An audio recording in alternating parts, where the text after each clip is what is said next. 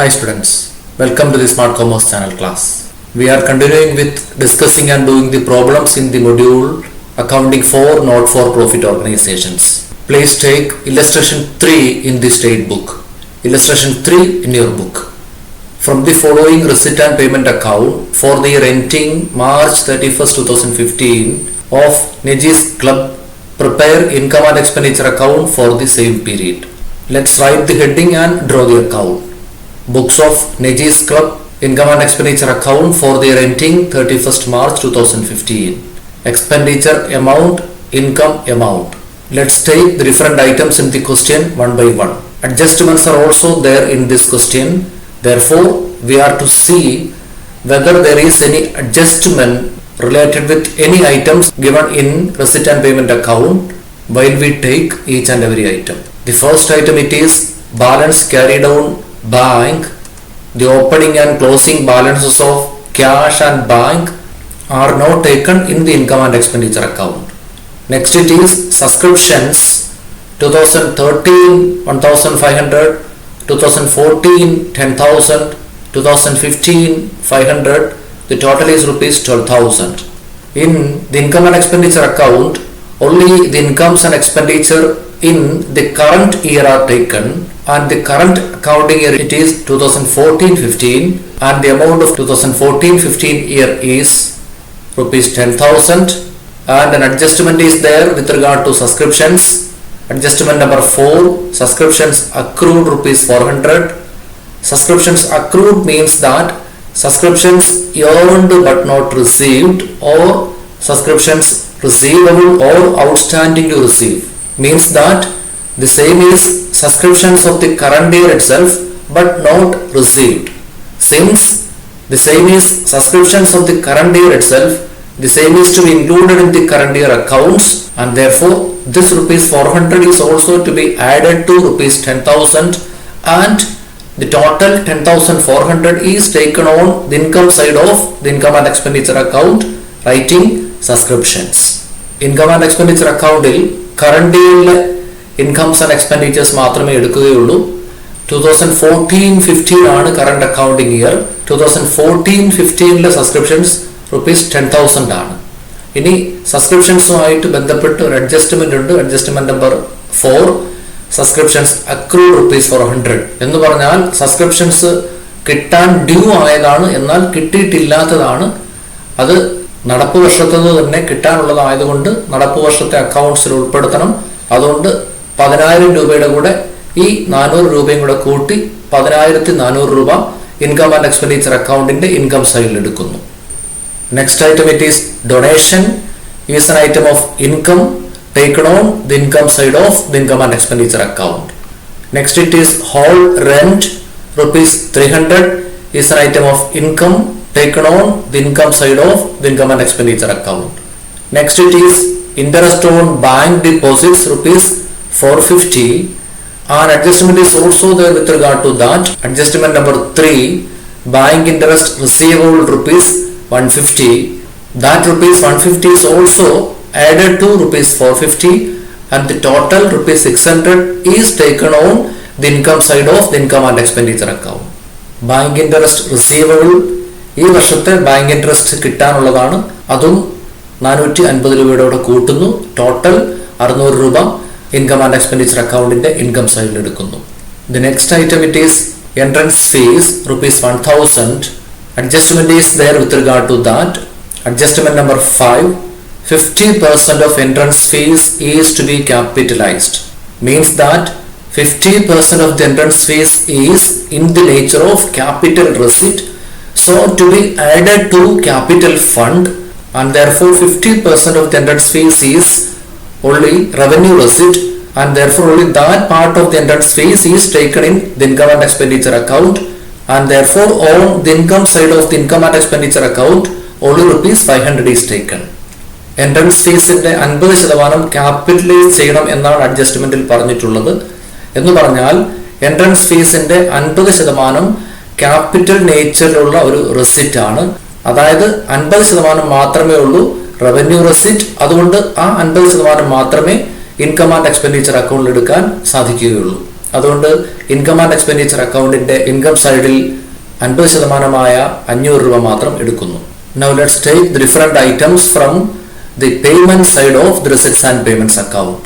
The first item there is purchase of furniture rupees 5,000. Furniture is an asset, therefore it is a capital payment, so not taken in the income and expenditure account. Next item it is salaries rupees 2,000. Salaries is an item of expenditure, so taken on the expenditure side of the income and expenditure account, but adjustment is there with regard to salaries. Adjustment number 1, salaries outstanding rupees 1,500, therefore that rupees 1,500 is also to be added to rupees 2,000 and rupees 3,500 is taken on the expenditure side of the income and expenditure account. Next item it is telephone expenses is an item of expenditure taken on the expenditure side of the income and expenditure account. Next it is electricity charges is an item of expenditure taken on the expenditure side of the income and expenditure account. Next it is postage and stationery is an item of expenditure taken on the expenditure side of the income and expenditure account. Next it is purchase of books. It is a payment, but it is a capital payment, means that the payment is made for buying some assets. Here it is books, and therefore it is not taken in the income and expenditure account. Next it is entertainment expenses rupees 900. Adjustment is there. Adjustment number 2, entertainment expenses outstanding rupees 500. Therefore this rupees 500 is also to be added to rupees 900, and the total rupees 1,400 is taken on the expenditure side of the income and expenditure account. The next item it is purchase of 5% government purpose rupees 8,000. It is a payment, but it is a capital payment because the payment is made as an investment, because government papers are purchased for investing the money, and as it is not a revenue expenditure, it is not taken in the income and expenditure account. However, it is given that it is 5% government purpose, means that 5% interest is receivable on this government papers, and that receivable amount of interest is an income during the current year, so that is to be taken on the income side of the income and expenditure account. But interest is not receivable for the entire year, because in the bracket it is given that it is purchased on 1st October 14. There is a correction in your book question. It is not 1/7/14, it is 1/10/14. Means that the government papers are purchased only on October 1st, and therefore interest is receivable for the left 6 months only.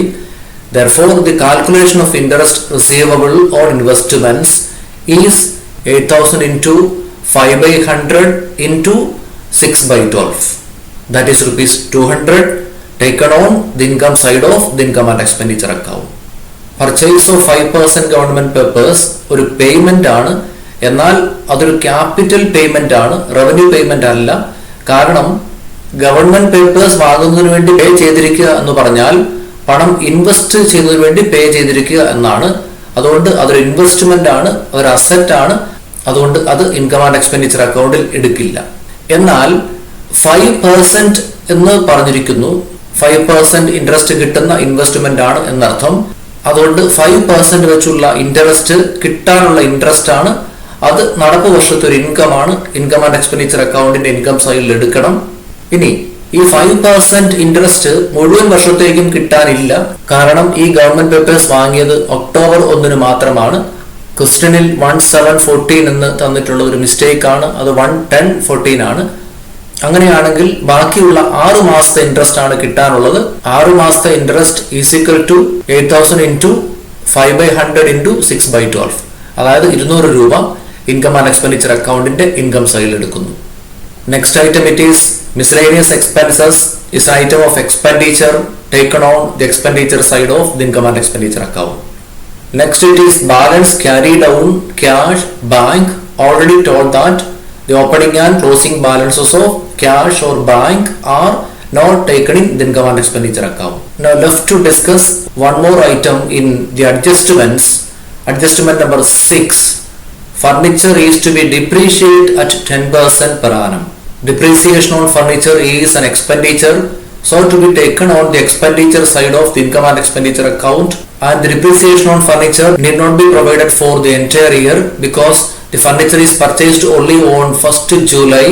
So for the left 9 months only depreciation is to be charged, and that is equal to 5,000 into 10 by 100 into 9 by 12, that is rupees 375 is taken on the expenditure side of the income and expenditure account. Depreciation or expenditure ആണ്, അത് income and expenditure accountന്റെ expenditure സൈഡിൽ എടുക്കണം. എന്നാൽ മുഴുവൻ വർഷത്തേക്കും depreciation charge ചെയ്യേണ്ട ആവശ്യമില്ല. കാരണം ഈ ഫർണിച്ചർ വാങ്ങിയത് ജൂലൈ 1 മാത്രമാണ്. അതുകൊണ്ട് ബാക്കിയുള്ള 9 മാസത്തേക്ക് ഉള്ള ഡിപ്രീസിയേഷൻ ചാർജ് ചെയ്താൽ മതി. അത് 5,000 into 10 by 100 into 9 by 12 ആണ്. അതായത് 375 രൂപ income and expenditure accountന്റെ expenditure സൈഡിൽ എടുക്കുന്നു. Now let's balance the account. The income side is more by rupees 7,075 than the expenditure side. Therefore, there is excess of income over expenditure, that is surplus rupees 7,075. Now the account is totaled, and the total on both the sides it is rupees 14,000. We will be back soon with more problems in the next episode. Thank you.